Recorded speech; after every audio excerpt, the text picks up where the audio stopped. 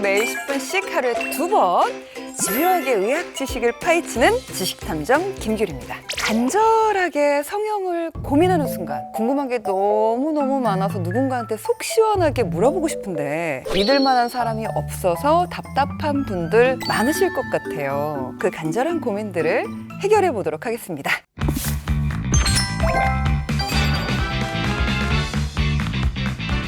자, 우리의 건강을 책임질 히어로 성형외과 전문의 김동화 선생님 나오셨습니다. 안녕하세요.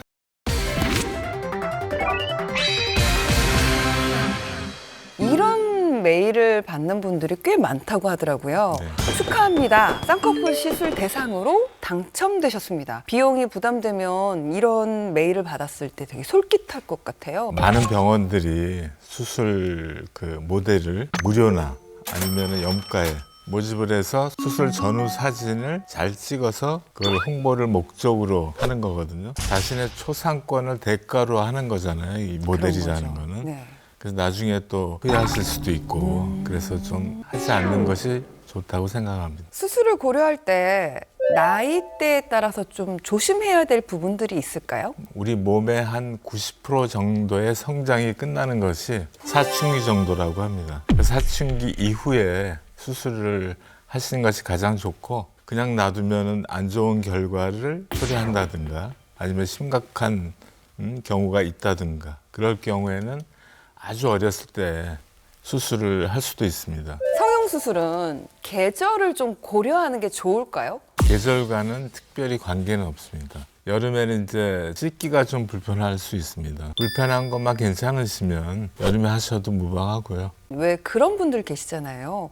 밴드 같은 것만 이렇게 맞아요. 붙였다가 떼도 빨갛게 일어나서 상처나는 사람들 맞아요. 계시거든요. 그런 경우에는 수술하지 말아야 할까요? 피부가 약하고 예민하신 분들은 미리 얘기해 주시면 많은 도움이 됩니다. 받창고를 붙여야 되는 수술에는 가능한 한 그 붙이는 범위를 줄인다든가 일찍 뗀다든가 해서 조절을 해드릴 수가 있습니다. 연예인들 사진 가지고 오셔서 이 부분을 이렇게 똑같이 해주세요라고 하시는 분들 있을 것 같아요. 맞아요. 아무래도 똑같이는 못하잖아요. 똑같이 이렇게 복사하듯이 되지 않습니다. 눈 수술의 경우에도 양쪽이 달라요. 튀어나온 정도도 다르고 피부 두께도 다르고 지방의 양도 틀리고 양쪽을 똑같이 만들기는 가능하지 않아요. 새로운 수술 방법들이 계속 나오고 있는데 안전성에는 어떤가요? 가능하면 검증이 된 다음에 하시라는 말씀을 드리고 싶습니다. 검증된 상태는 어떻게 파악하면 될까요? 많은 사람들이 그 수술을 법으로 수술을 받고 있고 특별히 부작용 없이 이루어진다면 그때쯤은 나도 받아도 되겠다 하고 생각하셔도 될 것 같습니다. 너무 불안해하는 사람들한테는 전문의한테 받으면 된다고들 하는데 전문의인지 아닌지를 어떻게 파악할 수 있을까요? OBS 성형외과 의원 그거하고 OBS 의원 진료과목 성형외과 어디가 전문일까요? 모르겠어요, 선생님.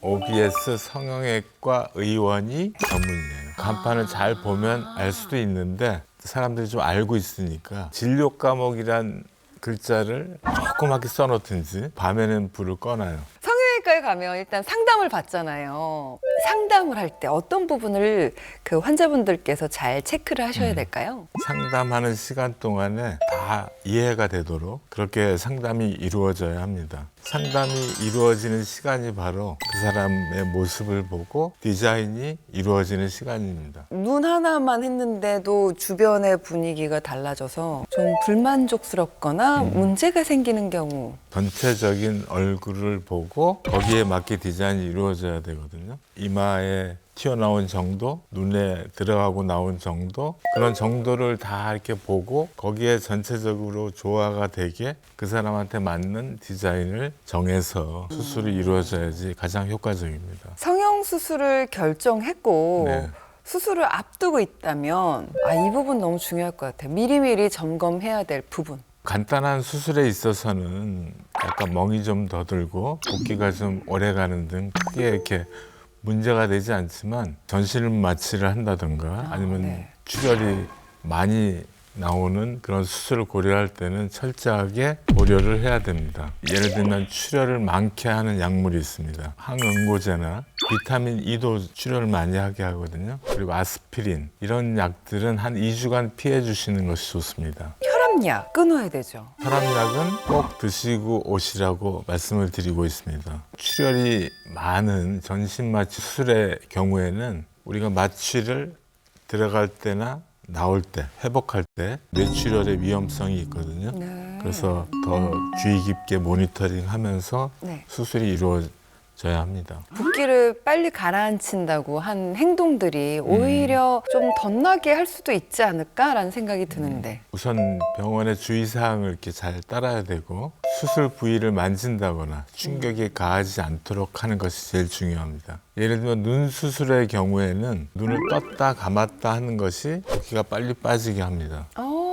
그래서 네. 감을 때는 살짝, 쓸 때는 크게. 안전하게 수술을 받으려면 여러 군데의 상담을 받는 게 좋을까요? 여러 군데 상담 받으시는 분들 가끔 있으시거든요. 전 주변에서 많이 예. 봤어요. 근데 사람마다 이렇게 미에 대해서 다루는 생각이 약간씩 다르거든요. 단지 이제 본인들이 상담을 통해서 자기하고 맞는 디자인을 말씀하시는 선생님을 찾아라. 의사를 찾는 것이 가장 좋고 여러 군데를 다니다 보면 머리 아파서 결정 못하게 되는 경우도 많습니다. 성형 수술을 한 번 하면 좀 계속해서 하시는 분들 계세요. 그래서 저분은 중독인가? 이렇게 되지 않으려면 어떤 부분을 유념하고 또 조심해야 될까요? 수술을 여러 군데 하는 거하고 성형 중독하고는 좀 구별을 해야 될 것 같아요. 우리가 상담을 하고 전체적인 얼굴을 보고 이렇게 됐으면 좋겠다 하고 디자인을 해드리고 말씀을 드리면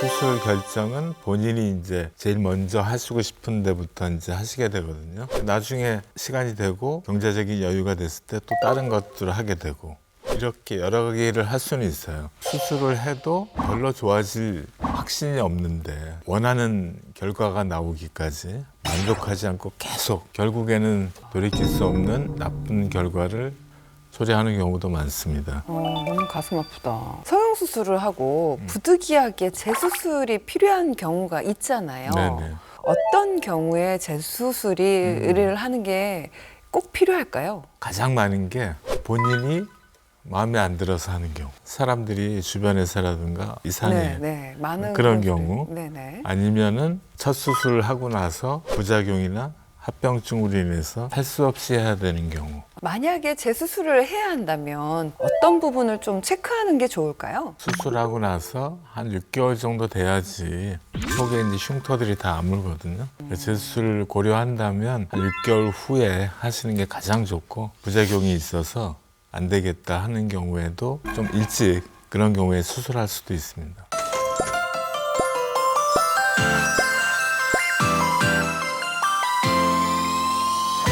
매일 10분 하루 2번 습관처럼 닥터 OBS와 다음 시간에 만나요. 다시 만나요.